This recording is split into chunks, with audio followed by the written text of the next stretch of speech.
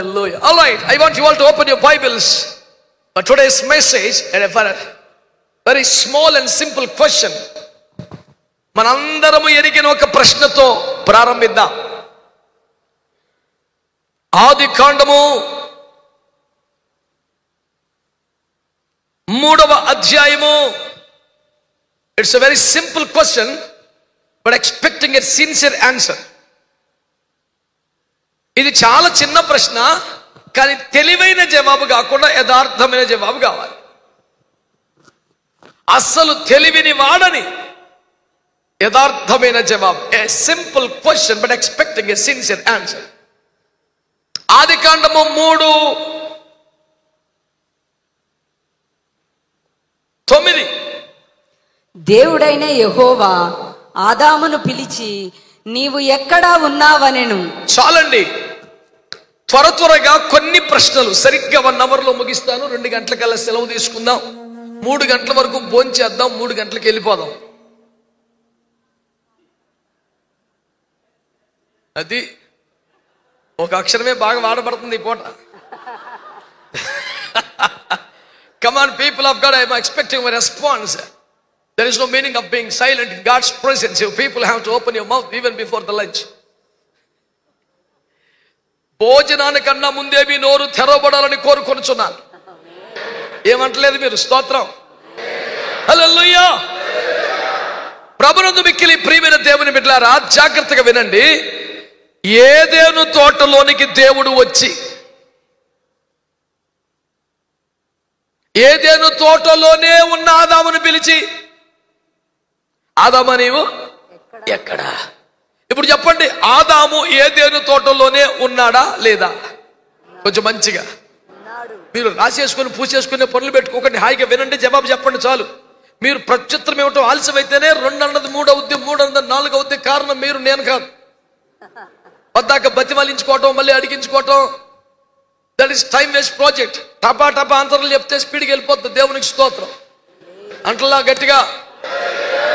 దానికో పెద్ద సందర్భం ఉండదు స్తోత్రం చెప్పడానికి. దేవుణ్ణి స్తుతించుడి, అది. కాబట్టి ఎప్పుడైనా ఒకసారి చెప్పాలి, అస్తమానం చెప్పకూడదనే అనవసర సిద్ధాంతం నెత్తికి రుద్దుకోకండి.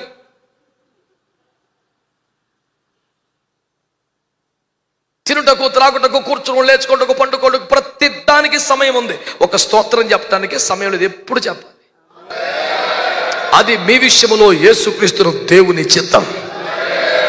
ఆమేన్. ఎవడైనా స్తోత్రం చెప్పడానికి తగిన సందర్భం ఏమిటి అని అడిగితే ఆడు అసలు బైబిల్ చదవడని అర్థం. అంతే. అలా ఎవరిని అడిగారు అనుకోండి, మీ డబ్బులు ఖర్చు పెట్టి ఒక బైబిల్ కొని ఇచ్చి చదువుకోమని చెప్పండి. అంతకన్నా ట్రీట్మెంట్కి దానికి లేదు. ప్రియులారా, దేవుడు నేరుగా ఆదాము ఏ తోటలో ఉన్నాడో అక్కడికే వచ్చి ఆదామును పేరు పెట్టి పిలిచి, ఆదామా నీవు ఎక్కడా అంటే, ఈ ప్రశ్న అతనికి చేరే అంత సమీపంలో ఉన్నాడని, అతను జవాబు చెప్తే అది తనకు చేరుతుందని, తోటలోనే ఉన్నా, హలో, సమీపంగానే ఉన్నా, హలో, ఉత్తర ప్రత్యుత్తరములు జరపగలిగినంత దగ్గరలోనే ఉన్నా, తన ఎదుటికి మాత్రం రావట్లేదు అనే బాధలో దేవుడు మాట్లాడుతున్నాడు. ఆదాము ఎక్కడ ఉన్నాడో కనుక్కోలేక కాదు కదా. ఎక్కడ ఉండాల్సినవి ఎక్కడికి వెళ్ళిపోయావు నాన్న? నీ స్థానం ఏంటిదిరా నాన్న? నువ్వు ఎక్కడుండాలి? తోటలోకి రాగానే పరిగెత్తుకొచ్చి కౌగిలించుకోవాలి, నా మెడ మీద పడిపోవాలి, నన్ను హత్తుకోవాలి, నన్ను ముద్దు పెట్టుకోవాలి, మై డాడ్ అంటూ కౌగిలించుకోవాలి. కానీ ఎక్కడికి వెళ్ళిపోయావు? అన్నగారు ఇంకా బిజీగానే ఉన్నారు, ఇంకా ఏర్పాట్లు అవ్వలేదు. సంగారెడ్డి ప్రాంతం అంతటిని ఆహ్వానిస్తున్నారా తండ్రి? ఇంక ఈ కూటం మొదలైకి ఇంకో కూటము కూడా దాన్ని బంధించి జోబులు పడేయండి. దేవునికి స్తోత్రం కలుగునగా. అన్నగారికి ఆ ఏరియా మొత్తం అప్పగించేసాం, అందుకని సిలువు మోతున్నాడు గుడ్డిపేట కన్నా ముందే. దేవునికి స్తోత్రం. హల్లెలూయా. స్తోత్రం చెప్పండి. ఇప్పుడు మీరు అనొచ్చు, అందరూ సమానమే, పదవులు లేవు, ఏమీ లేవన్నావు, ఏరియా మొత్తం ఆయన కట్టించావు అని ఒకడు అడుగుతాడు. ఏమీ లేదు, పదవా పాడ, ఆయన బాగా కష్టపడతాడు కనుక అప్పించావు. నువ్వు కష్టపడతానంటారా? నీకు ఇంకో సిలువ వేస్తా, తప్పేం లేదు. స్తోత్రం చెప్పరే. తెలియదండి పిల్లగాళ్ళకి.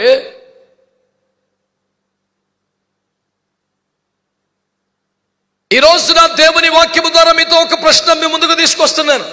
ఏమిటి ప్రశ్న? నీవు ఎక్కడ ఉన్నావు? తోటలోనే ఉన్నావు లేవోయ్. తోటలో ఎక్కడ ఉన్నావు?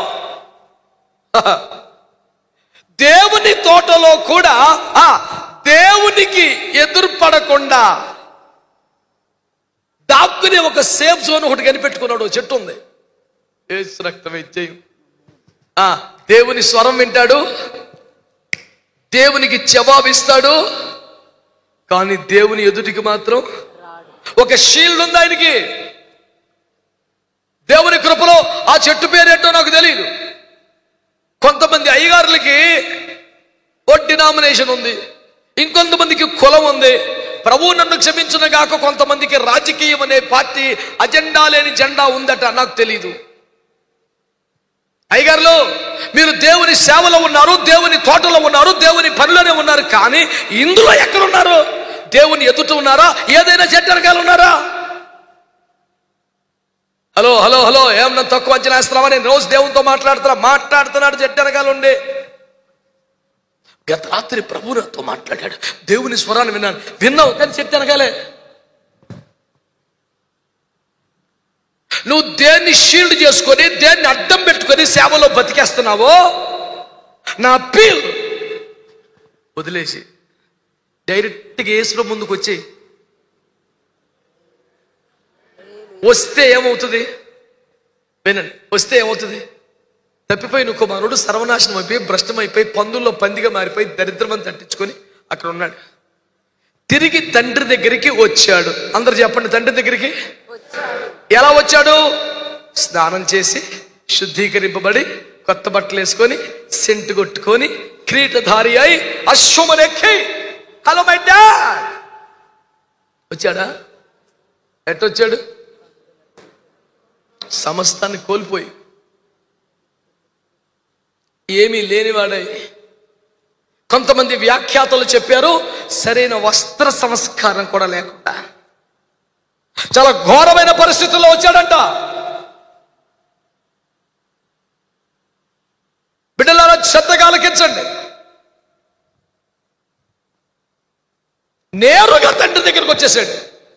తండ్రి చూసి పరువు పోతుంది రే అని తీసుకెళ్ళి స్నానం చేయించి మంచి బట్టలు కట్టు అలా స్వయంగా తానే పరిగెత్తికెళ్ళిపోయి, స్నానం కూడా చేయని, పందుల వాసన కొడుతున్న కొడుకు మీద పడిపోయి ముద్దులు పెట్టేసి, ఏ క్లాస్ అయిన వస్త్రం తగిలించి, మళ్ళీ కుర్చీలో కూర్చోబెట్టి, కిరీటం పెట్టి, నేను అంటున్నాను, నీవు ఉన్న పలంగా నీ దేవుని ఎదుటికి రాగలిగితే, హలో, రాగలిగిన పరిశుద్ధత ఉందని కాదు, రాగలిగిన స్థాయి ఉందని కాదు, కాదనడు అనే నమ్మకంతో రాగలిగితే, త్రోసివేయడు అనే నిరీక్షణతో రాగలిగితే, నిన్ను మళ్ళీ చేర్చుకుని నీ స్థానమును నీకు కట్టబెట్టి సగౌరవంగా నా కుమారుడు అని లోకానికి చూపించడానికి యేసు ప్రభు సిద్ధంగా ఉన్నారు. నశించిపోతున్న ఆత్మలకు చెప్పాల్సిన సువార్త మాకు చెప్తావేంటయ్యా అనే కోపం నా మీద రానివ్వకండి.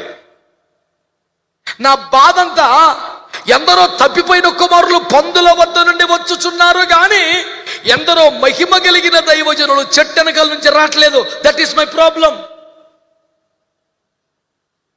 సమాధిలోంచి ఒకడు చేసే పక్కన కూర్చున్నాడు, సమాధిలో నుంచి ఒకడు చేసే పక్కన కూర్చున్నాడు, పందుల పక్కన నుంచి వచ్చి తండ్రి దగ్గర ఒకడు కూర్చున్నాడు, కానీ చెట్టు వెనకాల ఉన్నవాడు మాత్రం ముందుకి రావడం. ఇప్పుడు ఆదాము దేవుని స్వరూపంలో చేయబడ్డాడు, దేవుని పోలికలో చేయబడ్డాడు, దేవుని ఆత్మని కలిగి ఉన్నాడు, దేవుని మహిమతో కప్పబడ్డాడు, దేవునితో సహవాసం చేస్తున్నాడు, దేవుని తోటలోనే ఉన్నాడు. తోటలోనే, మందిరములోనే, సేవలోనే స్వరం వింటున్నాడు, తిరిగి మాట్లాడుతున్నాడు. ఒక్కటే ప్రాబ్లం, ఆయనను ఎదుర్కొనలేడు. నేనేమంటానంటే, ఇన్ని ఉన్నాయిగా, ఎన్ని?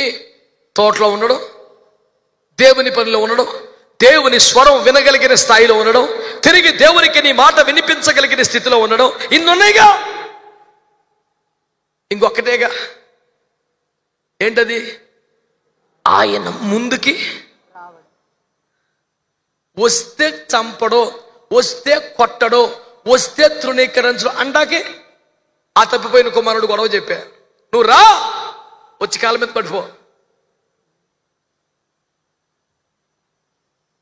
వస్తే ఏమి అనడు అనే భరోసా ఉన్నది కానీ, వస్తే చేర్చుకుంటాడు అనే నిరీక్షణ ఉన్నది కానీ, ఈ చెట్టు వెనకాల నుంచి వచ్చే స్థితిలో నువ్వే లేవా? కులాన్ని అడ్డం పెట్టుకొని కానీ, మతాన్ని అడ్డం పెట్టుకొని కానీ, డినామినేషన్ అడ్డం పెట్టుకొని కానీ, రాజకీయ ఎజెండా ఏదైనా పెట్టుకొని కానీ ఏదో ఒక చాటుకు బ్రతుకుతున్నావా? నేను అంటున్నాను, దైవజనుడు అయితే నీకు ఆ కర్మ లేదు. బాబాయ్ దగ్గర నువ్వు దైవజనుడు అయితే ఏదో ఒక దాని చాటున బతకాల్సిన కర్మ నీకు లేదు. గానుగు చాటును దాక్కున్న గిద్యోన్ని ఫోన్లను వదిలేశాడా? పిరికి పొంద అనొచ్చు, ఆ పరిస్థితి కరెక్టా మాట. భయపడి వణుకుతున్నవాడా అనొచ్చు. నిన్ను జనులకు న్యాయాధిపతిగా నియమిస్తే నీ ఫ్యామిలీ కోసం గోధుమలు సంపాదించుకుంటున్నావా? జనం కోసం ఆలోచించొద్దా? What kind of person you are అనొచ్చు. కానీ ఏమన్నాడు తెలుసా? పరాక్రమము కలిగిన బలాఢ్యుడా యెహోవా నీకు తోడుగా ఉంటే మా పరిస్థితి ఎలాగెందుకు ఉంటుందండి అన్నాడు. లేదు నాన్న, పరాక్రమం ఉంటే ఎందుకు? లేదురా, నువ్వు చెప్పింది నిజమైతే నాకు చిన్న సూచన చూపించు. చిన్న సూచన కాదు, బేబచ్చంగా చూపించాడు. ఎక్కలేని బలం వచ్చేసింది. 32,000 మంది జనం ఉన్నారు, అవతల 32 లక్షలు ఉన్నారు. This is two small group, అంటే ఇట్ ఇస్ టూ బిగ్, తీసిపడి అన్నాడు. 32,000 మందిని 300 మందికి తీసుకొచ్చాడు. ప్రభా, 32,000 చాలా తక్కువ అనుకున్నావు, నువ్వు 300 చేశావు. ఈ 300తో యుద్ధం చేయాలంటే నువ్వు AK-57 ఇచ్చినా సాధ్యం కాదు. Only atom bombs can work out. ఇంకా ఛాన్స్ లేదు. ఇసిరి పారేస్తాం యేసు రక్తం ఇచ్చే. AK-57లో కూడా కష్టమైన మూమెంట్లో యేసు ప్రభు ఓటి కొండ, రేకు బోర,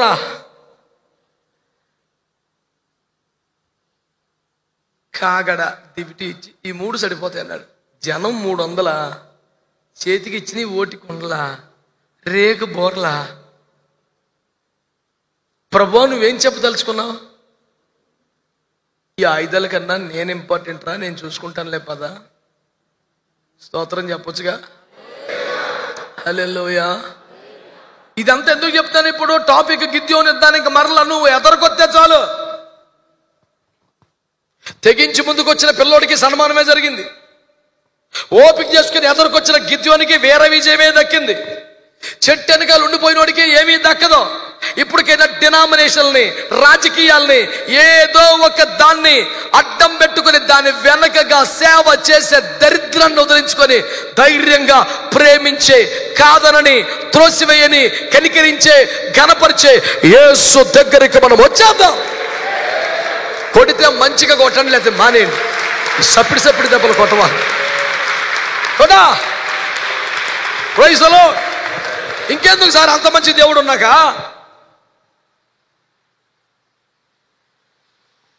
ఏం ముఖం పెట్టుకొచ్చావరా? ఎందుకు వచ్చావరా?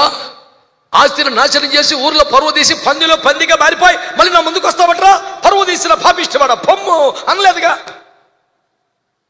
ఎవరన్నా చూస్తే పరువు పోద్దని ఈయనే మీద పడి కౌగిలించుకొని ముద్దులు ఎట్టేస్తున్నాడు. మా చిన్నప్పుడు ఒక పాస్టర్ గారు చెప్తే విన్నాను నేను. మెడ మీద పడి ఎందుకు ముద్దులు ఎట్టాడంటే సరైన వస్త్ర సంస్కారం లేదట. కొడుకు యొక్క దిగంబరత్వాన్ని ప్రజలందరూ చూస్తారని అడ్డుపడిపోయి కౌగులించేసుకొని ముద్దులెట్టేస్తున్నాడంట. That is the love of a father, you know. దేవునికి స్తోత్రం కలుగునుగాక. నానా ఇంకేం పెంచక సరిపోద్ది. నా మాట నాకే పెడితే నాకు ఎవరు వచ్చేది? నా మాట అందరికీ పెట్టు. ఆయన దేవునికి స్తోత్రం. హల్లెలూయా, హల్లెలూయా. పొరపాటున కందిరికి దొరబడితే నరకమేగా. స్తోత్రం చెప్పండి. హల్లెలూయా. నేను మీకు తెలియజేసే సువార్త ఏమనగా, దేవుని బిడ్డలారా, దైవజనుడా నీవెక్కడనే ప్రశ్నలో దేవుడు కోరుకుంటాడు. ఇంత మంచి దేవుణ్ణి, ఇంత ప్రేమ గల దేవుణ్ణి, నీ కోసమే దిగి వచ్చిన దేవుణ్ణి నీ తోటలో ఉంటే నువ్వు చెట్టని కాల బతికే కర్మేంద్రా వచ్చాయి. అటు కాదు అన్న, వస్తే కొడతాడు. కొట్టని తప్పే ఉంది, 2 దగల్ని. లాస్ ఏంటంట? పుట్టించినోడు, పెంచినోడు, పోషించినోడు, బలపరిచి అభిషేకించి ఆశ్రయించినోడు 2 కొడితే తప్ప? కొట్టనివా? జుట్టు పట్టుకుని వాయించాడా నెహెమ్యాకి మించి? తప్పే ఉంది. నేను అంటాను, చెట్టు కింద చచ్చిపోవటం కన్నా, చెట్టు వెనకాల చచ్చిపోవటం కన్నా, ముందుకొచ్చి 2 దెబ్బలు తిన్నా సెట్ అయిపోతే బాగుంటుంది కదా. హల్లెలూయా. నాకున్న విశ్వాసం, నా తండ్రి నువ్వు పశ్చాత్తాపడితే కాళ్ళ మీద పడిపోతే కాదండు. ఏమంటలేదు మీరు? కాదన్నాడు అని నాకు నమ్మకం. నీది మళ్ళీవాడు చాలా కోపిస్తాడు. నీకు అలాంటి దేవుడు తెలిసేమో. క్షమించుటకు సిద్ధ మనసు కలిగిన దేవుడు. యేసుక్రీస్తు న్యాయపీఠం మీదకి వెళ్తాడు ఒక రోజున. అప్పుడు ఉండదు అవకాశం. కానీ ఇప్పుడు ఇంకా కరుణాపీఠం మీదే ఉన్నాడు. ఇందులో డౌట్ ఏమీ అక్కర్లా. వచ్చాయి దేవునికి స్తోత్రం.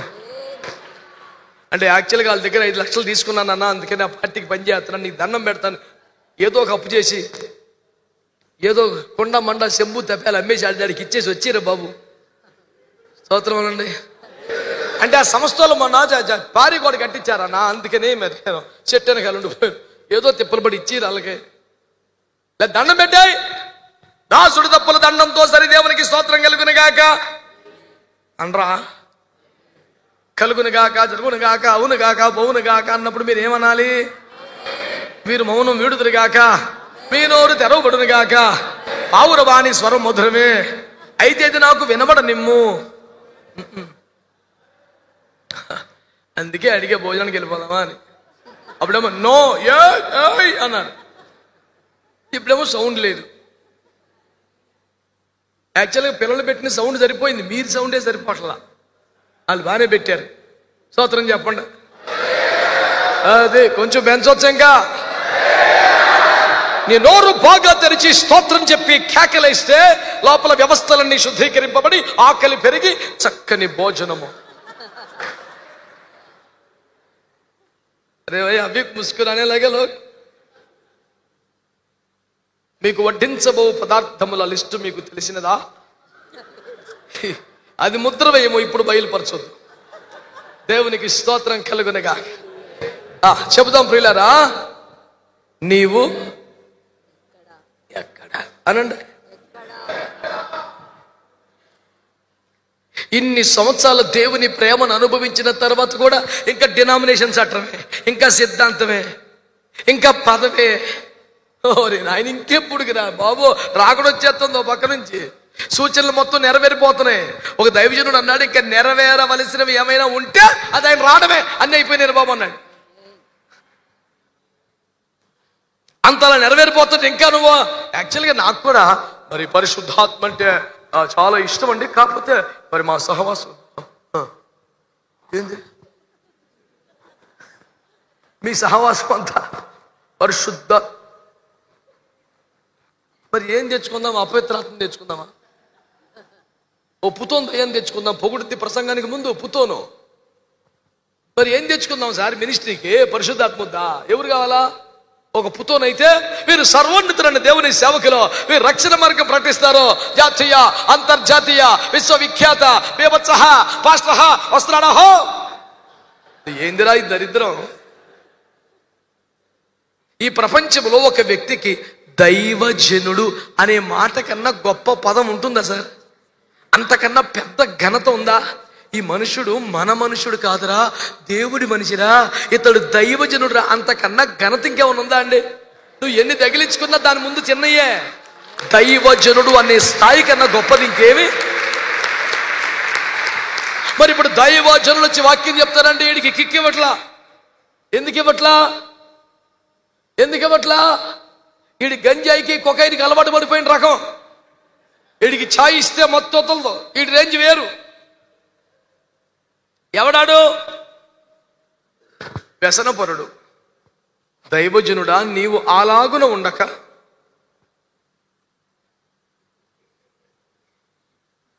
సత్యమునకు స్తంభముగా మారిపోవాలి. లోపల వచ్చిందేనా ఆమె ఇదంతా? హల్లెలూయా. ఆదామా నీవు ఇంకా చెట్టనుక my dear lord, one day I will come. ఈ వన్ డే వచ్చే లోపు రాకడ జరుగుద్ది, పరిశుద్ధులు ఎత్తబడతారు, తలుపులు వేయబడతాయి. నువ్వు అప్పుడు వెళ్ళి అమ్మేవాడి దగ్గరికి పోయి నూనె తెచ్చుకొని వస్తావు. ప్రభువా తలుపులు తెరవము. We came with oil, with abundance today. Our cups are running. It's overwhelming joy, you know. మీరెవరో నేను ఎరుగను. Oh, this is too much. We came with oil. మగ్గినని పొరలుచున్నదే అమ్మవారి యొద్దకు పోయి తైలము తెచ్చుకున్నాం. మీకు అద్భుతమైన మర్మం చెప్పనా? ఆయన వచ్చాడు, 5 వెళ్ళిపోయారు, తలుపులు. కానీ ఇంకా అమ్ముతున్నాడు నూనె. ఈడు కొనుక్కొచ్చుకున్నాడు. దేవునికి స్తోత్రం. ఇదేమి చిత్రం అయ్యగారు? ఆయన వచ్చారు, వెళ్ళిపోయే వాళ్ళు వెళ్ళిపోయారు, ఈడు అమ్ముతున్నాడు, వాళ్ళు కొంటున్నారు ఇంకా నూనె. ఎక్లస్ అనే వ్యాపారం ఏసు రక్తమే ఇచ్చేయి. ఇందు మూలముగా తెలియజేయబడి సత్యం ఏమనగా, ఏమి చేసినా పోద్దాము కానీ నూనె వ్యాపారం మాత్రం శాశ్వతంగా ఉండిపోయేలాగుంది. Any business can be collapsed, but oil selling ministry, oh my God, I'm sorry, it's not a ministry, it's a business. ఎక్కడున్నాడు వీడు? రమ్మనండి బయటికి. అయ్యగారు, దేవునికి స్తోత్రం. ఇంత పెద్ద అయ్యగారు అంటే సైలెంట్ కూర్చుని ఎట్ట తండ్రి? దేవునికి స్తోత్రం చెప్పండి. ఏమిటి వాక్యం? ఆదామా నా కుమారుడురా, నా పోలికలో నా స్వరూపంలో చేసుకున్నాను రా, నా ఆత్మని లోపల పెట్టాను, నా మహిమతి నుండి కెప్పాను, నీతో సహవస్యతను వస్తే నువ్వు చెట్టు వెనకాల ఉంటే అట్టినానా? నాకన్నా చెట్టు ఎక్కువైపోయిందా నీకో? అది నీకు ఆధారమా? అది నీకు షీల్డా? అది నీకు గుడారమా? వదిలిపడే పనికి మళ్ళీ చెట్టు వచ్చే నా దగ్గరికి ప్రభు పిలుస్తున్నాడు. ఎవరిని వదిలి రాలేకపోతున్నావు? దేని చాటున బతుకుతున్నావు? మహోన్నతుని చాటున సర్వశక్తిని నీడన అంటలేదు మీరు. చాటుకుందామా, నీళ్ళలో ఉందామా, మనమే వచ్చేద్దామా వెలుగులోకి? మాట్లాడతలేదు. నువ్వు చెట్టు చాటున ఉండొద్దు, కానీ ఆయన చాటున ఉండ. కొంతమంది ఏం చేస్తున్నారు? ఆయన నీడలో ఆయన చాటులో ఉండరా బాబు అంటే ఈడే లైమ్ లైట్లోకి వద్దామని చూస్తున్నాడు. అవసరమైతే యేసు ప్రభునే చోటుకి పెట్టి ఈడే వెలుగుదామని చూస్తున్నాడు. అంత ఎలగబాగా నీ దండం పెడతా. మనమందరం ఎంత ఎలిగినా ఎవరమే? ఆయన కుడి చేతిలో నక్షత్రాలు. ఆయన చూపిస్తే ప్రకాశిస్తాం. ఇది కొంచెం ఎక్కువ డబ్బు చేస్తాడు అనుకుంటే మూసేస్తాడు. చీకటే ఏముండదు. అర్థమైతే ఆమేనండి. ఇంకా అక్కడెక్కడ ఉన్నాం, ఎదరికి వచ్చేద్దాం. స్తోత్రం. మీరు ఇప్పుడు దేని చోట ఉన్నారు? నేను అడగను. ఆడెవడాడు? నేను అడగను. వస్తావా రావా? ఆదామా నీవు చెప్పట్లా? తోటలేవో, తోటలో ఎక్కడున్నావు? సేవలోనే ఉన్నావు. సేవలు ఎక్కడున్నావు? పోగేసే దగ్గర ఉన్నావా? ఏరుకునే దగ్గర ఉన్నావా? పారిపోయే దగ్గర ఉన్నావా? దాక్కునే దగ్గర ఉన్నావా? దేవునికి స్తోత్రం కలుగునగా. చెప్పట్లా మీరు సరిగ్గా? హల్లెలూయా. సరే, మరొక మాట అంటాను. దేవుని తోటన్నా, దేవుని సంఘం అన్నా, దేవుని ఆలయం అన్నా అన్ని ఒకే విషయానికి సంబంధించిన పరిపరి సాదృశ్యాలు, ఉదాహరణలే కదా.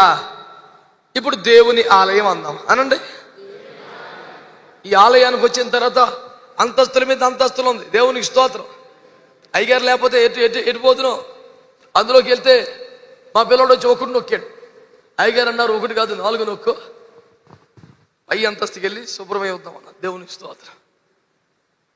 దేవుని ఆలయమే బోల్డ్ ఉందని ఆయన అర్థమవుతుందా? హలో,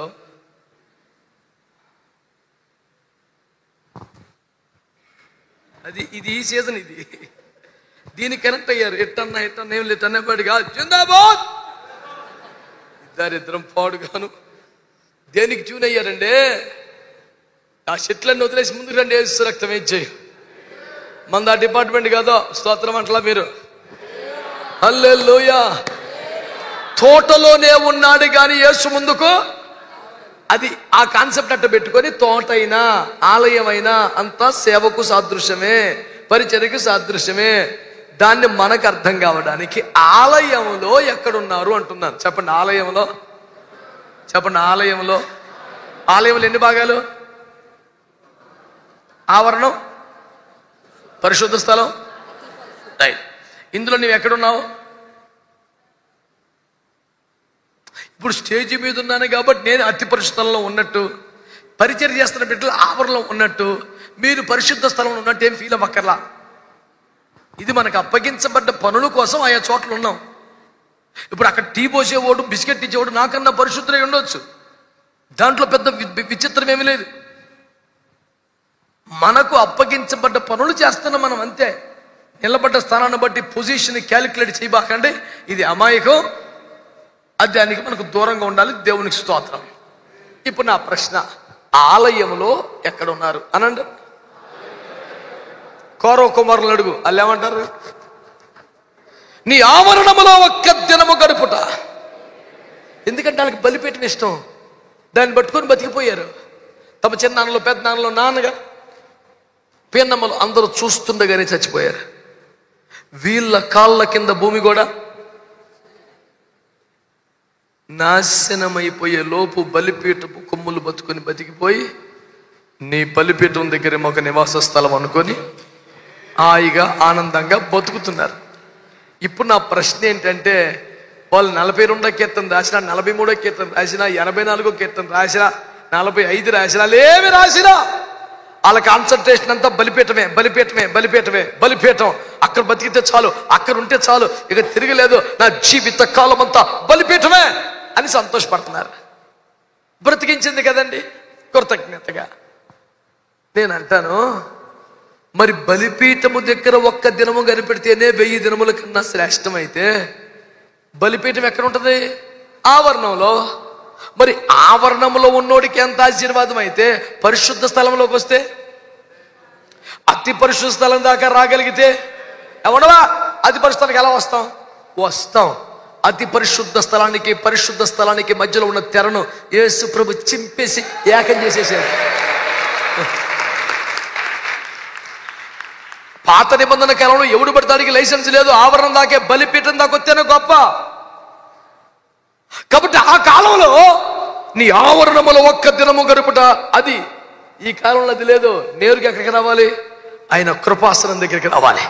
అతి పరిశుద్ధ స్థలములో మందసం ఉంటుంది. మందసం మీద కరుణాపీఠం ఉంటుంది. కరుణాపీఠం మీద యేసు రక్తం మన కోసం రెడీగా ఉంది. నువ్వు రాగలిగితే నీకు ఎక్కడి దాకా యాక్సెస్ ఉంది? ఇప్పుడు అతి పరిశుద్ధ స్థలములో కరుణాపీఠం దాకా నీకు అవకాశం ఉంది. ఇంకా ఆవరణలో ఏం పని నీకు? అక్కడ ఎందుకు అయిపోయావు?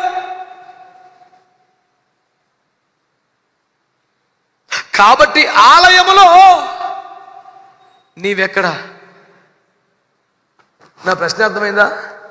ఆలయంలో ఎక్కడున్నావు? ఇంకా ఆవరణం దగ్గరే ఉన్నావా?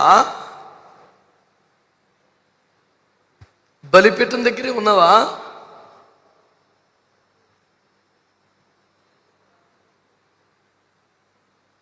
లూకాసు వార్త 1వ అధ్యాయంలో 8, 9, 10 వచనాలలో చదవక్కర్లేదు, కానీ జకర్యా అనే గొప్ప దైవజనుడు ఉన్నాడు. ఈ జకర్యా అనే దైవజనుడు సకలమైన ఆజ్ఞల చొప్పున పాటించిన గొప్ప సాక్ష్యం కలిగిన అద్భుతమైన దైవజనుడు. ఇప్పుడు నా మాట వినండి బిడ్డలారా, ఆయన ఎక్కడున్నాడట? యాజక మర్యాద చొప్పున తన వంతు చొప్పున ధూపము వేయుటకు జకర్యా బలిపీఠం దగ్గర లేడు, ఆవరణములో లేడు, అతడు ధూప వేదిక దగ్గర ఉన్నాడు. స్తోత్రం చెప్పొచ్చుగా. హల్లెలూయా. దైవజనులారా, మీరు ఎక్కడున్నారు? ఇంకా బలిపీఠమే దాటలేదా? బలిపీఠము దాటితే గంగాలం, గంగాలం దాటితే దీపవృక్షం, దీపవృక్షం దాటితే సముఖపు రొట్టెల బల్ల. అక్కడ కూడా పర్ఫెక్ట్ గా పని ముగిస్తే అప్పుడు ధూప వేదిక దగ్గరికి వస్తావు.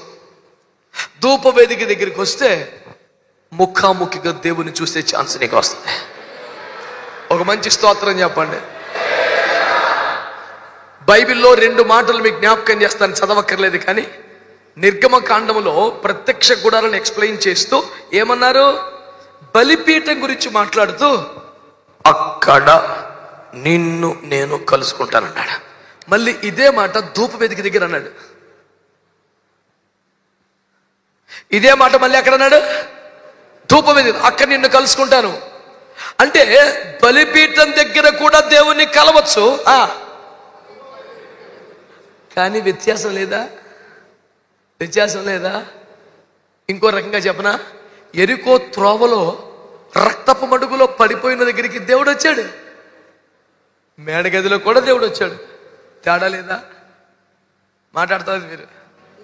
ఎరుకో త్రోవలో రక్తపు మడుగులో పడి ఉండగా అక్కడికి దేవుడు వచ్చాడు, మేడగదిలో కూడా దేవుడు వచ్చాడు. వ్యత్యాసం లేదా అనుభవంలో? బలిపీఠము దగ్గర నిన్ను కలుసుకుంటానన్నాడు, ధూపవేదిక దగ్గర కలుసుకుంటానన్నాడు. ఈ రెండింటికి మధ్యలో వ్యత్యాసం లేదా? సింపుల్ చెప్తాను సార్. బలిపీఠం దగ్గర వెలుతురు ఉంటుందా ఉండదా? ఎందుకని? అగ్ని ఉంటుంది కదండి. బలిపీఠం మీద అగ్ని మండుతుంటుందిగా, ఆరిపోకూడదుగా. కాబట్టి అక్కడ వెలుతురు ఉంటుందా ఉండదా? ఉంటుంది. 2, దీపవృక్షం దగ్గర వెలుతురు ఉంటుందా ఉండదా? 3, మందసం మీద వెలుతురు ఉంటుందా ఉండదా? కరుణాపీఠం మీదకి దేవుడు వచ్చి కూర్చుంటే అది ఎంత అధిక మహిమగా ఉంటుంది. ఇప్పుడు చెప్పండి, బలిపీఠము దగ్గర కూడా వెలుతురు ఉంటుంది, దీపవృక్షం దగ్గర కూడా వెలుతురు, 3 మందసం మీద కూడా, 3 ఒకటేనా? బలిపీఠము దగ్గర వెలుతురులో అడుగులు తడబడకుండా, తట్టుకొని పడిపోకుండా తేటగా కనబడుతుంది. దీపవృక్ష దగ్గర వెలుతురులో తేటగా చదువుకోవచ్చు కూడా. 7 ప్రదీపములు దేదీప్యమానంగా వెలుగుతుంటే హాయిగా చదవచ్చు. ఆలయ పరిచర్లన్నీ చేయవచ్చు. కానీ మందసం మీదకి దిగి వచ్చే దేవుని మహిమ దగ్గర నిలబడలేం, చదవలేం, తట్టుకోలేక బోర్ల పడిపోవటం తప్ప అక్కడేమి చేయలేం. పాడతంగా, యాజకులు నీ తేజ మహిమకు నిలువలేకపోయిరి. తాళమా రాగమా నాకేం తెలుసు నాయన? స్తోత్రం అనండి, చెప్పాలి. ఎవడైనా బలిపీఠం దగ్గర దేవుని మహిమకు తట్టుకోలేకుండా పడిపోతాడా? దీపవృక్షం దగ్గర నిలవచాలని మహిమ ఉంటుందా? అంతా వెలుగే. మహిమలో వ్యత్యాసం ఉంటుందా ఉండదా? అందుకే అడుగుతున్నాడు, దైవజనుడా నీవెక్కడా? మా దేవుడు మాతో కూడా మాట్లాడుతున్నాడు, మొన్న దర్శనం ఇచ్చాడు, క్లియర్గా చూసా. కరెక్టరా బాబు? ఎరుకో త్రోవలో యేసు ప్రభు కలిశాడని గాడ్స్ మీటింగ్ పాయింట్ అని ఆడబెడతావేంది చర్చి? ఓ రమ్మాయి కూడా.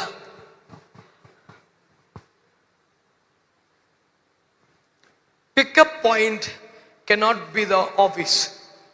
స్తోత్రం చెప్పండి, చెప్పండి. Pickup point cannot be the office. నీ కంపెనీ కారు వస్తుంది, వ్యాన్ వస్తుంది, బస్సు వస్తుంది, పలానా దగ్గర నుంచి పిక్ చేసుకుంటుంది. ఎలాగో కంపెనీ బస్సే వస్తుందిగా, ఏడే కూర్చుంటానంటే అవ్వదు. అది pickup point, bus stand, destination కాదు. నువ్వు రారాబా బయలుదేరి. దేవునికి స్తోత్రం చెప్పండి, మంచిగా మాట్లాడండి. ఇప్పుడు చెప్పండి, బలిపీఠము దగ్గర ఏమన్నాడు? నేను నిన్ను. ధూపవేదిక దగ్గర, మందసం దగ్గర. ఇప్పుడు నువ్వు ఎక్కడున్నావు మరి? నా బేనానికి చాలే బాబా. బలిపీఠం అంటే కూడా చిన్నది కాదు. బలిపీఠం అంటే సమర్పణ జీవితం అనండి. అబ్రహాము ప్రేమించే దాన్ని సమర్పించాడు, మోషే సుఖభోగాలు సమర్పించాడు, ఎలీషా జీవనోపాధిని సమర్పించాడు, అపోస్తలులు ప్రాణాలే బలిపీఠం మీద పెట్టారు. అంత చిన్నదేం కాదు బలిపీఠం అంటే. సరైన సమర్పణ లేకుండా నువ్వు సేవలోకి రాలేవు. ఉద్యోగమో, వ్యాపారమో, సంతోషమో, సుఖమో, ఆనందమో, సౌందర్యమో, ఘనతో, ధనమో ఏదో ఒకటి బలిపీఠం మీద పెట్టకపోతే నువ్వు సేవకు రాలేవు. కాబట్టి బలిపీఠపు అనుభవం అంటే సమర్పణ. కానీ అక్కడ చాలదు, నెక్స్ట్ లెవెల్ ఎక్కడికి రావాలి? దీపవృక్షం దాకా రావాలి. ధూపవేదిక దగ్గరికి రావాలి. ప్రజల పక్షంగా దేవునికి ప్రార్థనలు, యాచనలు, విజ్ఞాపనలు సమర్పించే ధూప వేదిక వద్ద నిలిచే జకర్యా స్థాయికి నువ్వు రావాలి. స్తోత్రం చెప్పండి. ఆదామా నీవెక్కడ అంటే చెట్టరికలు ఉన్నాడు. అదే జకర్యా అడుగు నీవెక్కడా అని, ధూప వేదిక దగ్గర నీ సముఖములు నిలబడున్నాను ప్రభువా. దేవునికి స్తోత్రం చెప్పండి గట్టిగా. జకర్యా అనే దైవజనుడు ధూపవేదిక దగ్గర నిలిచి ప్రజల పక్షంగా తన వంతు ధూపం వేసే స్థాయిలో ఉన్నాడు గనక అతని కాలములో అతని జనులు కూడా ఆలయానికి వెలుపట ప్రార్థన చేస్తూ గడుపుతున్నారు. దైవజనుడా, నీవే స్థాయికి రాగలిగితే నీ సంఘం కూడా ఆ స్థాయికి వస్తుంది. జకర్యా ధూప వేదిక దగ్గర తన వంతు ధూపం వేస్తున్నవాడు గనుక జకర్యా కాలంలో ప్రజలందరూ కూడా కాదు, దైవజనులు మాత్రమే కాదు, సాధారణ వ్యక్తులు సమూహములుగా నిలబడి ప్రార్థన చేస్తున్నారు. పాత నిబంధన చరిత్రలో యాజకులు ధూపం వేయటం మనం చూస్తాం, కానీ ఆ కాలపు జనులంతా ధూపం వేస్తూ ప్రార్థనలు చేస్తూ కనపడిన చరిత్ర మీకు ఎక్కడ కనపడదు, ఒక జకర్యా దినముల్లో కనపడుద్ది. నేను అంటున్నాను, నీవు ధూప వేదిక వద్దకు చేరిన దైవజనుడు అయితే నీ సంఘం కూడా అదే కృప పొందుద్ది, అదే ప్రార్థన కలిగి ఉంటుంది. మంచిగా చేతులెత్తి దేవునికి స్తోత్రం చెల్లిద్దాం. ఆమేన్, హల్లెలూయా. నా ప్రశ్న, దైవజనుడా నీవెక్కడున్నావు? దైవజనుడా నీవెక్కడ?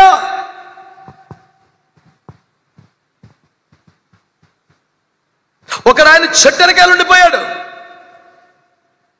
ఒకడు బలిపీఠం దగ్గర ఆగిపోయాడు కోరవ కుమారులు. జకర్యా ధూపవేదిక దాకా వచ్చేసాడు. నా ప్రశ్న, ఇప్పుడు మీరు ఎక్కడున్నారు సేవలో? ఇంకా బలిపీఠం దగ్గరనా? ఇంకా సమర్పణ దగ్గర ఉన్నారా? అది దాటితే శుద్ధీకరణ గంగాలం, అది దాటితే అభిషేకం దీపవృక్షం, అది దాటితే ధూపవేదిక. ఇంకా ఎక్కడున్నారు? నీకంటూ సరైన సహవాసం ఉండిందా? ఆ పళ్ళ మీదకి చేరావా? ఏ కాండముతో సమానముకుంటే ప్రకాండములలో ఒక ప్రదీపముగా మారావా? తైలం ఉన్నదా? నువ్వెక్కడున్నావు? అది కూడా దాటితే ధూపవేదిక. జకర్యా ధూపవేదిక దగ్గర తన వంతు నిలబడ్డాడు. నీవెక్కడున్నావు? ఇది కదా ప్రశ్న. తోటలోనే, కానీ ఎక్కడ? ఆలయములోనే, కానీ ఎక్కడ? సేవలోనే, కానీ ఎక్కడ?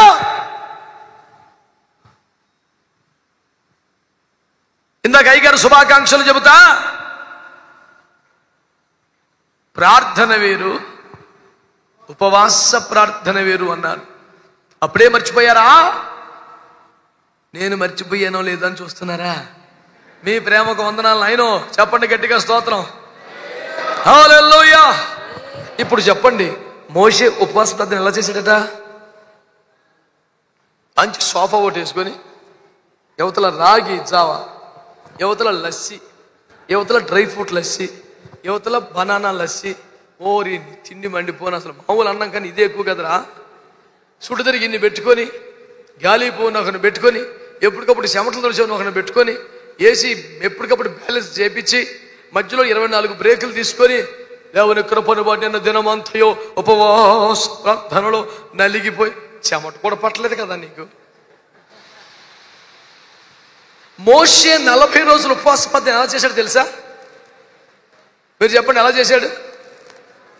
40 రాత్రులు 40 పగలు సీనాయి కొండ మీద అన్నపానములు లేక ఉన్నాడు అనే సమాచారం నిర్గమాకాండములో ఉన్నది. కానీ ద్వితీయోపదేశ కాండానికి వస్తే అక్కడ చెప్తాడు, మునుపటి వలెనే మరలా 40 దినములు ఉపవాసం ఉండి నేను ఆయన ఎదుట సాష్టాంగపడి తిని. మొదటి 40 రోజులు కూడా, ఈ 40 రోజులు మొత్తం 80 పగళ్ళు 80 రాత్రులు మోషే ఆ సీనాయి శిఖరాన సాష్టాంగపడి ఉన్నాడటండి. మీరు ఊహిస్తారా? ఒక రోజున ఎప్పుడైనా ఉన్నారా మీరు? వేదిక మీద కెమెరాలు పెట్టుకొని పోజు కొట్టేది కాదు నేను చెప్పేది. గదిలో ఎవడు లేకుండా తలుపులు వేసుకున్నప్పుడు నువ్వు ఒక్కడివే సాష్టాంగ పడ్డావా దేవుని కాళ్ళ మీద? నేలను పడిపోయావా ఎప్పుడైనా? నీ వల్ల అయిందా? మోషే 80 పగళ్ళు 80 రాత్రులు అట్లున్నాడంట.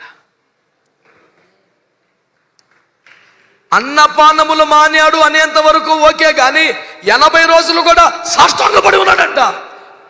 మీరు యెహోవాకు కోపం పుట్టించగా మీ నిమిత్తమై నేను మునుపటి వెళ్ళి మరల 40 పగళ్ళు 40 రాత్రులు యెహోవా ఎదుట సాష్టాంగపడి తిని. ఉపవాసం అంటే దుఃఖపడటం, ఉపవాసం అంటే ఏడవటం, ఉపవాసం అంటే ప్రాణమును ఆయాసపరచుకోవటం, ఉపవాసం అంటే అడ్డుపడటం, ఉపవాసం అంటే దేవుని ప్రజలారా సాష్టాంగపడిపోవటం దేవుని దగ్గర. కోపంతో లేచిన దేవుడు శాంతించి మళ్ళీ సింహాసనాసనుడు అయ్యేదాకా సాష్టాంగపడి ఉన్నాడు సేవకుడు. అదేంటి ఉపవాసం అంటే? అన్నం మానేస్తే ఉపవాసం కాదండి, లంకనం అంటారు దాన్ని, పస్తు అంటారు దాన్ని. ఉపవాసం అంటే చాలా చేయాలి. కొంతమంది వాళ్ళు ఫాస్టింగ్ అండి, అన్నం తిన్నా, కానీ నవ్వులన్న జరానా, కితకితలు, రాజకీయ వార్తలు,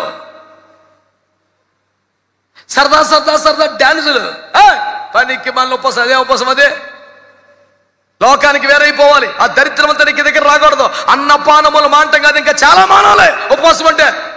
తిండి మానేస్తే పెద్ద పరలోకానికి పండగ అనుకుంటావా?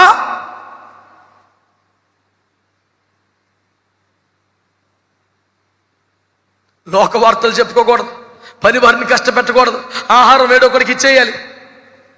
అమ్మయ్య ఈ 4 రోజుల ఉపవాసం కొంచెం బియ్యం మిగిలితే ఇచ్చాయి. ఉపవాసం అంటే బియ్యం మిగిలించుకునే సబ్జెక్టా? ఏం దరిద్రం ఇది? నా పాయింట్ ఒకటే, ఆలయంలోనే సార్ బలిపీఠం దగ్గర ఆగామా? ఇంకా సరైన సమర్పణ లేదా మనకి? సమర్పణ దాటి, శుద్ధీకరణ దాటి, అభిషేకం దాటి ధూప వేదిక దాకా రావాలి మనం. అందుకే అడుగుతాడు, నీవు ఎక్కడ? ఈరోజు ఆన్సర్ ఎక్కడ దగ్గర రావాలి? ధూప వేదిక దగ్గరికి వచ్చానయ్యా, ప్రార్థనా జీవితానికి వచ్చానయ్యా. ఎప్పుడో పదవులకు వచ్చేసాను, ఎప్పుడో కోట్లకు వచ్చేసాను, ఎప్పుడో అధికారానికి వచ్చేసాను, ఎప్పుడో ఫేమస్ అయిపోయాను, కానీ ఇప్పుడు ధూప వేదిక దగ్గరికి వచ్చాను నాయన, ఇక్కడ నిలబడతాను బాబు అని ఒక తీర్మానం చేయగలిగితే నీవు ఆశీర్వదింపబడి ఇక్కడి నుంచి వెళ్ళేదానికి అవకాశం ఉంటుంది. చేతులెత్తి ప్రభుకు ఒక మంచి స్తోత్రం చెప్పండి. నీవెక్కడున్నావు? తోటలోనే, ఆలయంలోనే, కానీ ఎక్కడ? నీ స్థానం ఏది? నీ స్థానం ఏది? అందరూ గెత్సేమన్లోనే ఉన్నారు, అందరంటే ఆ ముగ్గురు అట్లీస్ట్. కానీ యేసు ఆ ముగ్గురిని కూడా ఒక చోట మోకరింపజేసి అక్కడ నుండి రాతి వేత అంత దూరం వెళ్ళి అక్కడ మోకరించి ఏడుస్తున్నాడు.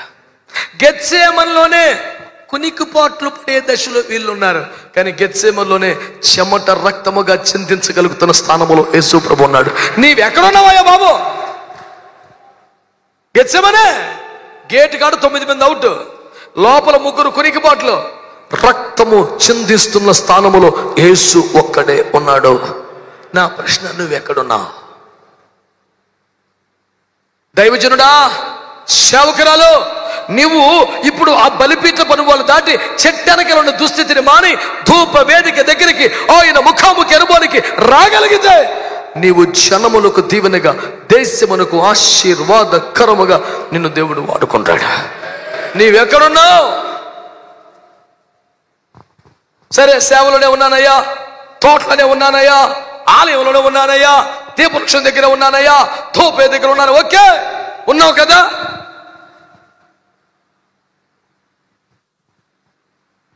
ఇంకా చాలా ఉన్నాయి, కానీ ప్రశ్నలు, ఇంకొక ప్రశ్న అడుగుతాను.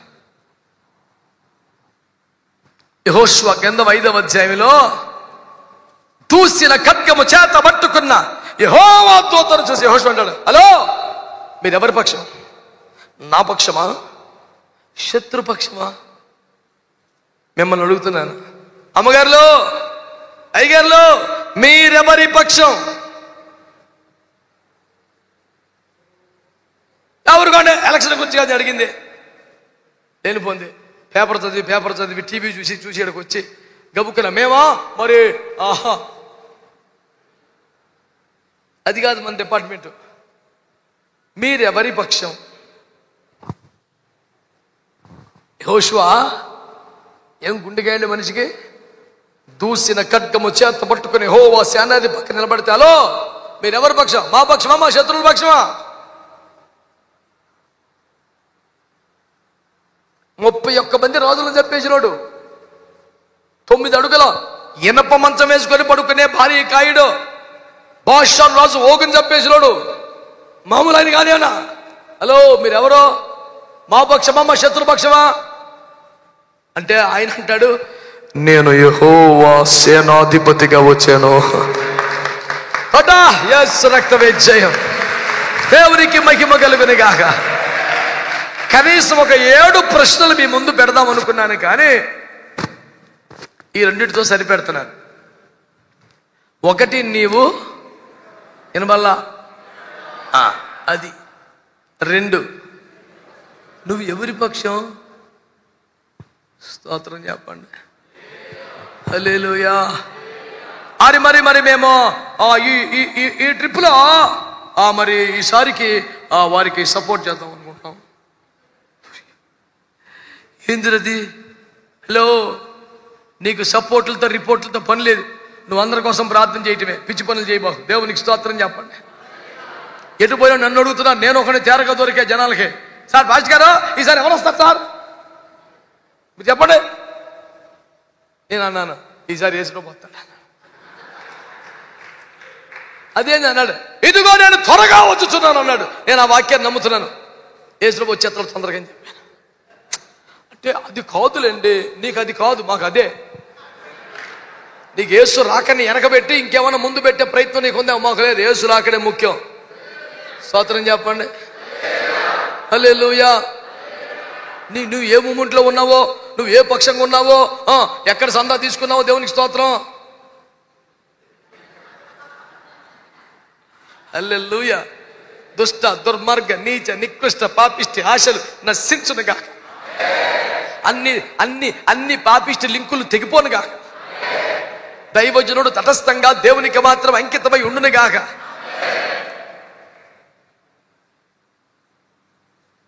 ఆ పెట్టేవల అయ్యబ్జే రూపాయి సందా ఇవ్వ తీసుకో, కానీ అక్కడికి పోతే బిర్యానీ మరియు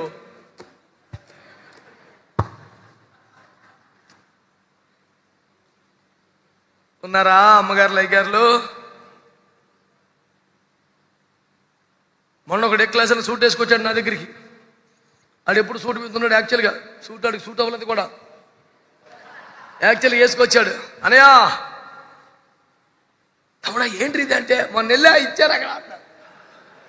ఎక్కడ నువ్వు అడగొద్దు, నేను చెప్పను. అర్థమైనోడికి అర్థమైనంత. దేవునికి స్తోత్రం. మీకు వందన సంసార్ ఎందుకు అంతకాలం లేదు సమాచారం. మన ప్రశ్న ఏంటి? నీవు ఎవరి అనండే. ఆన్సర్ చెప్పట్లేదుగా, ప్రశ్నేగా. ఇబ్బంది ఏముంది? నీవు నేను గనక యెహోవా సేనాధిపతినైతే ఇంకెవడి పక్షం వహించను, దేవుని పక్షం మాత్రమే. ఇంకెవడి కోసం పోరాడను, యెహోవా యుద్ధాలు మాత్రమే చేస్తాను. దేవునికి మహిమ కలుగును గాక. పిలువబడ్డ దైవజనుడివి, ఏర్పరచబడ్డవాడివి, అభిషేకించబడ్డవాడి, బాధ్యత అప్పగించబడ్డవాడివి, దేవుని ఆలయంలో దీపస్తంభంగా చేయబడిన వాడివి, ఆలయానికి స్తంభంగా మారిన వాడి, కావలివాడిగా నియమించబడ్డవాడివి, బోర ఓదవలసిన వాడివి, జనమును జాగృతం చేయవలసిన వాడి, నీతో కలిసిన సమూహము సిద్ధపరచవలసిన వాడివి. నువ్వెళ్ళి ఇంకొకరి పక్షాలు పట్టం ఏంటే? రోషన్ తక్కువ మాటలు, రోషన్ తక్కువ బతుకు. నువ్వు ఎవడి పక్షం? నేను యెహోవా పక్షం. దమ్ముండాలి. నేను యెహోవా సేనాధిపతిగా వచ్చాను. ఆడికిడికి వత్తాసు పలటం లేని ఇక్కడ. ఎవడైనా నీ దగ్గరకు వస్తే మా కొరకు ప్రార్థన చెయ్యండి అని అడిగేలా నీకు సాక్ష్యం ఉండాలి. కానీ పాస్ గారు కొంచెం సపోర్ట్ చేయండి, కొంచెం లోపలికి రండి, అట్లా ఉండకూడదు, దరిద్రం అని చిచ్చాయి. అంత ధైర్యం వాడికి వచ్చిందంటే నువ్వు ఆల్రెడీ పడిపోయినట్లు లెక్క.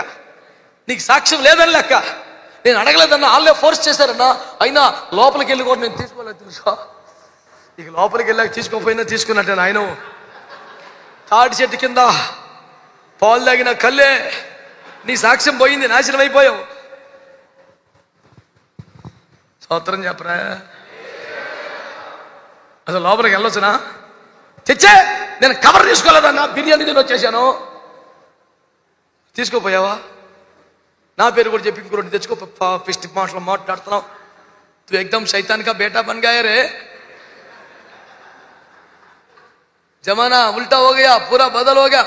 వెళ్ళిపోయి కలిసిపోయాడు. ఆ బ్రదర్ మరి మీ కొరకు మేము ప్రార్థన చేస్తాం. ఎందుకు ఊగుతున్నావురా అంటే మా చర్చిలో ఒక 500 ఓట్లు ఉన్నాయి.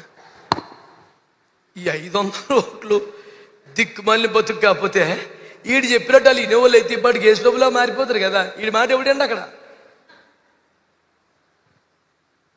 ఈడొంతుకిడు చెప్తాడు, వాళ్ళు ఒంతుగా లేస్తారు. స్తోత్రం అంతే, ఏమీ లేదు కూటం. ఇంతటి దానికి వెళ్ళి మరి మా ఫెలోషిప్లో మేము ఒక 50 మంది ఉన్నాం. 50 మందికి ఒక్కొక్కరి చేతిలో ఒక 100 మంది ఉంటారు. మీరు నన్ను సంతోషపరచగలిగితే నేను వారిని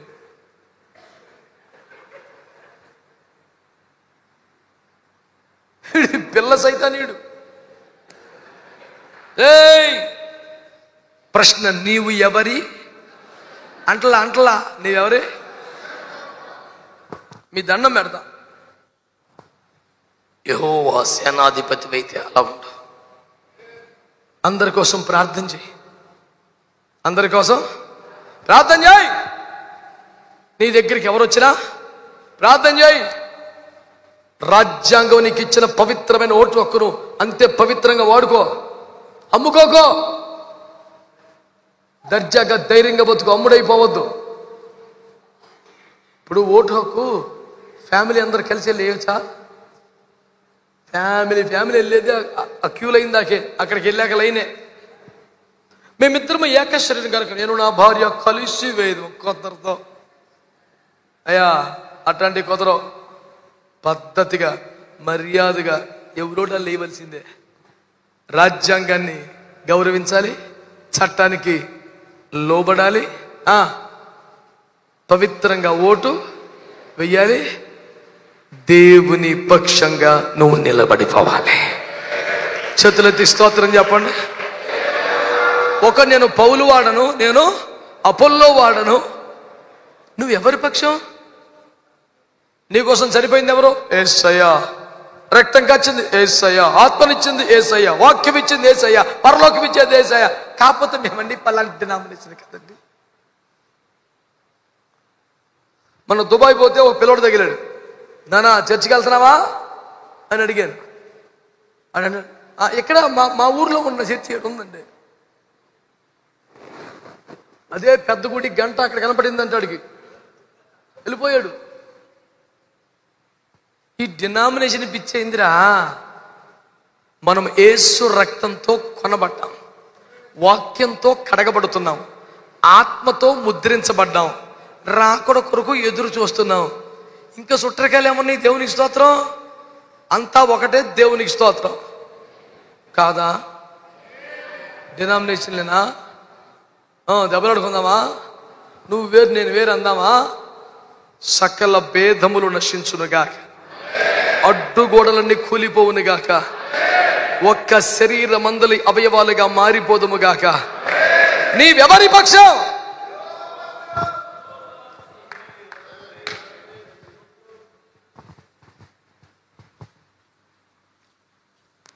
అక్కడ ఒక ఇంట్రెస్టింగ్ మాట ఉంటుంది. నేను యెహోవా పక్షం, యెహోవా సేనాధిపతిని. అవునా అండి అంటుండగానే నీవు నిలబడింది పరిశుద్ధ ప్రదేశం. చెబులు చేయి. సరిగ్గా నిర్గమకాండం 3వ అధ్యాయంలో సేమ్ సౌండ్ అది. స్తోత్రం చెప్పండి. అది మోరియా కొండ అయినా ఎరుకో ప్రాంతమైనా వచ్చిందా ఆయన? స్తోత్రం చెప్పండి. నేను ఒక మంచి మాట చెప్పనా? అది మోరియా కొండ, క్షమించాలి, హోరేబు పర్వతం కాబట్టి పరిశుద్ధ పర్వతం అయింది. ఇది ఎరుకో ప్రాంతమా? ఊరుగా వచ్చినోన్ని బట్టే. అది హోరేబు కొండ మీదకి వచ్చింది ఎవరో చెప్పండి. ఎరుకో ప్రాంతానికి వచ్చింది కూడా ఆయన దిగి వస్తే హోరేబు కొండ ఎలాగూ పరిశుద్ధపరచబడిందో ఎరుకో ప్రాంతము కూడా ఇది పరిశుద్ధమైన భూమి, నీ పాదాలను చెప్పులు తీసేయమన్నాడు. ఆమేన్, ఆమేన్. నా మాట శ్రద్ధగా మీకు అర్థమవుతుందా? ఈ మాటలు శ్రద్ధగా ఆలకించండి దేవుని బిడ్డలారా. అది ఎవరికో కాదు, నీకు అప్పగించబడ్డ ప్రాంతం ఏదైనా, నీకు ఇచ్చిన సేవ ఏదైనా యెహోవా సేనాధిపతిగా నిలబడితే ఆ స్థలము పరిశుద్ధ ప్రదేశమైపోవాలి. దేవునికి మహిమ కలుగునుగాక. అందరం చెప్దాం హల్లెలూయా, హల్లెలూయా. నీవెవరి పక్షం? డినామినేషనల్ పక్షంగా ఉందామా? డబ్బులను బట్టి మారిపోదామా? కులాన్ని బట్టి మన కులస్తులం అందరం అందామా? ఏదైనా ఒక రాజకీయ పక్షంగా చేరదామా? మాట్లాడరే. మనము పౌలు గారు అంటారు రోమాపత్రికలో, కాగా మనము చనిపోయినా బ్రతికినా మనము ప్రభువారమై ఉన్నాం. చేతులెత్తి దేవునికి స్తోత్రం చెల్లించాలి. ఆమేన్, హల్లెలూయా, హల్లెలూయా. జాగ్రత్తగా నా మాట తీసుకునే ప్రయత్నం చేయండి. ప్రభునందు ప్రియమైన దేవుని బిడ్డలారా, ఒక్క ప్రశ్న మీ ముందు పెట్టి నేను ప్రార్థన చేస్తాను. నీవు ఎక్కడా? 2, నువ్వు ఎవరి పక్షం? ఓకేనా? ఇంకొక ప్రశ్న. చాలా కష్టమైపోతుంది మాట. చెప్పాలనిపిస్తుంది, చెప్పబుద్ధి కావట్లేదు, కానీ తప్పదు. రాజుల రెండవ గ్రంథం 5వ అధ్యాయం 20వ వచనం. అంతటా దైవజనుడైన ఎలీషాకు సేవకుడగు గెహాజీ సిరియనుడైన ఈ నయమాను తీసుకొని వచ్చిన వాటిని అంగీకరించుటకు నా యజమానునికి మనస్సు లేకపోయెను గాని యెహోవా జీవము తోడు నేను పరిగెత్తుకొని పోయి అతని కలుసుకొని అతని యొద్ద ఏదైనను తీసుకొందుననుకొని నయమానును కలుసుకొనుటకై పోవుచుండగా. చూడండి బిడ్డలారా, ఈ ఒక్క మాటతో మనం ప్రార్థన చేసుకుందాం. మీరు కనుక్కున్న సమయం సరిగ్గా గంటలో నేను విడిచిపెడుతున్నాను. నా వైపు చూడండి. ఎలీషా శిష్యుడైన గేహజీ మాట్లాడుతున్న మాట, బాధ కలిగించే మాట ఏంటంటే, అతని వద్ద ఆ డబ్బు తీసుకొనుటకు నా యజమానునికి మనస్సు లేకపోయెను. తెలుసో తెలియక కాదు, తెలుసా నా ఆత్మీయ తండ్రికి అది ఇష్టం లేదు, నా ఆత్మీయ నాయకుడికి అది ఇష్టం లేదు, నా ఆత్మీయ నాయకుడు మనస్సు దాని మీద లేదు, నా తండ్రి మనస్సు దాని మీద లేదు అని తెలిసి అది తీసుకుంటుకు నా యజమానునికి మనస్సు లేకపోయాను, అయినను నేను పోయి తీసుకుంటాను.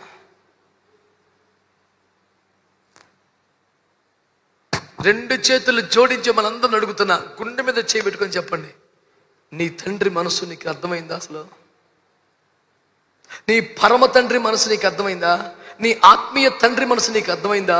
నీ ఆత్మీయ నాయకుని బాధ, భారం, దుఃఖం నీకు అర్థమైందా? అతనికి ఇలాంటి మనస్సు లేదు, కానీ నాకుంటుంది. నువ్వు నెక్స్ట్ జనరేషన్కి అనాయింటింగ్ ని, బ్లెస్సింగ్ ని క్యారీ చేయవు, శాపాన్నే. Because you didn't become the carrier of anointing, but the curse of God, the wrath of God. నువ్వు దేవుని వరమును, దేవుని అభిషేకాన్ని తదుపరి తరమునకు మోసుకొని పోయే సాధనంగా కాక శాపాన్ని, దరిద్రాన్ని మోసుకుపోయే వ్యక్తిగా ఉన్నావు. నీ యజమాని మనసు దాని మీద లేదు, కానీ నీ మనసు ఉంది. నీ యజమాని హృదయం అది కాదు, కానీ నీ హృదయం అదే. మనల్ని రక్షణలోకి నడిపించిన వాళ్ళు, మనల్ని సేవలో బలపరిచిన వాళ్ళు, మనకు ముందుండి సేవలో నడుస్తున్న నాయకులు, మన కోసం ప్రాణం పెట్టిన ప్రభువు, వీరి మనస్సు దేని మీద ఉంది? మరి మన మనసు ఇంకా సెటిల్ అవ్వలేదన్నా, ఇంకా ఎస్టాబ్లిష్ అవ్వలేదన్నా, బోల్డ్ సంస్థలకు ట్రై చేస్తున్నానన్నా, బోల్డ్ మందికి ఫోటోలు పంపుతున్నానన్నా, చాలా మందితో టచ్లో ఉన్నానన్నా. నీ మనసు పదం మీద ఉందా? నీ మనసు స్టేజ్ మీద ఉందా? నీ మనసు అధికారం మీద ఉందా? నీ మనసు సొమ్ము సంచి మీద ఉందా? నీ మనసు ఏదైనా పాపిష్టి వ్యామోహం మీద ఉందా? నీ మనస్సు దేని మీద ఉంది? నా యజమాని మనసు దాని మీద లేదు, కానీ నా మనసు ఉంది. మూడే ప్రశ్నలండి. నీవెక్కడున్నావు? 2, నువ్వు ఎవరి పక్షంగా ఉన్నావు? 3, నీ మనస్సు దేని మీద ఉన్నది? సవరించుకొని, సరి చేసుకొని, దేవునితో సరిచూసుకొని ఆత్మలో ఎదగగలిగితే రాబోతున్న దినములలో జనములను దేవుని వద్దకు నడిపించే శక్తివంతమైన దేవుని రథములుగా మనము వాడబడే సమయం ఆసన్నమైంది. సంతోషంగా స్తోత్రం చెప్పండి. దేవుని రథములు. ఆమేన్. రథమున్నదే అనేకులు ఎక్కించుకోవడం, రథమున్నదే రాజులు మోయటానికి, రథమున్నదే క్షేమంగా విజయ తీరాలకి చేర్చడానికి, రథమున్నదే శత్రువు బాణం తగలకుండా సంరక్షణాత్మకంగా ఒడ్డుకు చేర్చడానికి. ఇశ్రాయేలు వారికి రథము నీవే, రౌతు నీవే అని కేకలు వేయబడ్డ దైవజనుల మాదిరి ఈ తరములో అనేక మందిని క్షేమంగా విజయ తీరాలకి చేర్చగలిగిన ఒక దేవుని రథమై నువ్వు ఆడబడాలంటే నీ మనస్సు దేని మీద ఉండాలి?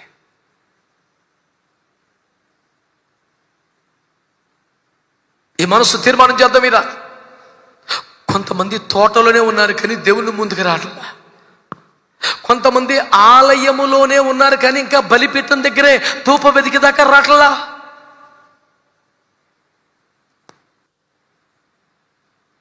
కొంతమంది పరిచర్యలోనే ఉన్నారు కానీ తన యజమాని మనస్సు లేదు, వేరొక మనస్సు వచ్చేసింది. వేరొక ఆత్మ, వేరొక యేసు, వేరొక మనస్సు, వేరొక దర్శనం, వేరొక బోధ వద్దా. యేసు కలిగి ఉన్న మనసు, తండ్రి చిత్తం కోసం ప్రాణం అర్పించే ఆరాటం. ఇది నాన్న దేవుని సేవకునిగా మిమ్మల్ని అందరినీ నేను అభ్యర్థిస్తున్నాను. రండి, మనందరము బలిపీఠము దాటి, గంగాలము దాటి, దీపవృక్షం దాటి, సమ్ముఖపు రొట్టెల బలను కూడా దాటి ధూప వేదికను చేరాలి. ఆమేన్. ఈ తరములో మన వంతు ధూపం మనం వెయ్యాలి. ఈ జనరేషన్లో మన వంతు ధూపం మనం వెయ్యాలి. అది యాజకుని మర్యాద, అది యాజకుని వంతు, అది యాజకుని బాధ్యత. నీ స్థానానికి రా. నువ్వెక్కడున్నావు? రెండవ మాట, నువ్వు ఎవరి పక్షం ఉన్నావు? డినామినేషన్ పక్షమా, కులం పక్షమా, రాజకీయ పార్టీ పక్షమా? నువ్వు దేవుని పక్షముగా నిలబడిపోవాలి. మూడవది, నీ మనస్సు ఎవరి మీద ఉన్నది? నీ మనస్సు ఎవరి మీద ఉంది? అటు ఇటు చెదిరిపోతున్న పరిస్థితి. ఎలీషా లాంటి దైవజనుడి వద్ద సేవ చేస్తూ కూడా మనసు ఎలీషా అభిషేకం మీద లేదు, రెండవ తరపు నడిపింపు మీద లేదు, డబ్బు మీద ఉండిపోయింది, ఆ రథం మీద ఉండిపోయింది.